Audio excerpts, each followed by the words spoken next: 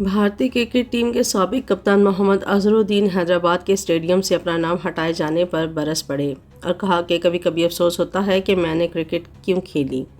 سابق بھارتی کپتان محمد اظہرالدین کو سخت شدید دکھ اور صدمہ پہنچا جب حیدرآباد کرکٹ ایسوسی ایشن نے راجیو گاندھی انٹرنیشنل اسٹیڈیم کے نارتھ پویلین اسٹینڈ سے ان کا نام ہٹانے کا فیصلہ کیا۔ اظہرالدین نے اس قدم کو کھیل کے لیے باعث شرم قرار دیا اور بھارتی کرکٹ بورڈ BCCI سے مطالبہ کیا کہ وہ اس معاملے میں مداخلت کرے۔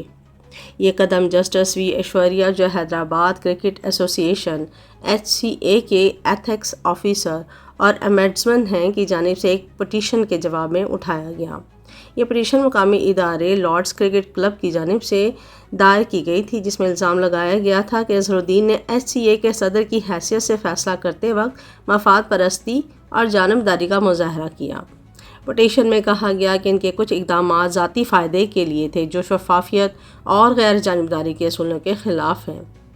اظہرالدین نے اس کے بدلے میں کیا رد عمل دیا، یہ دیکھتے ہیں۔ اظہرالدین نے عرب میڈیا سے بات کرتے ہوئے کہا کہ دل دکھتا ہے یہ کہتے ہوئے کہ کبھی کبھی افسوس ہوتا ہے کہ میں نے کرکٹ کھیلی ہی کیوں۔ آج ایسے لوگ کھیل کی رہنمائی کر رہے ہیں جنہیں کرکٹ کی سمجھ بوجھ تک نہیں۔ یہ کھیل کے ساتھ ایک انتہائی بدتمیزی ہے۔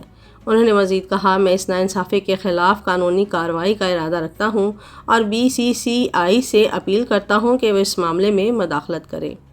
ان کا کہنا تھا کہ مسئلہ تنہا نہیں، سن رائزرز حیدرآباد کی بھی ایسوسی ایشن سے پاسز کے معاملے پر ٹکراؤ ہوا، جو ناقص گورننس کا ثبوت ہے۔ اظہرالدین نے مزید کہا، جو کچھ ہو رہا ہے وہ سمجھ سے بالاتر ہے اور ذاتی طور پر مجھے تکلیف دیتا ہے۔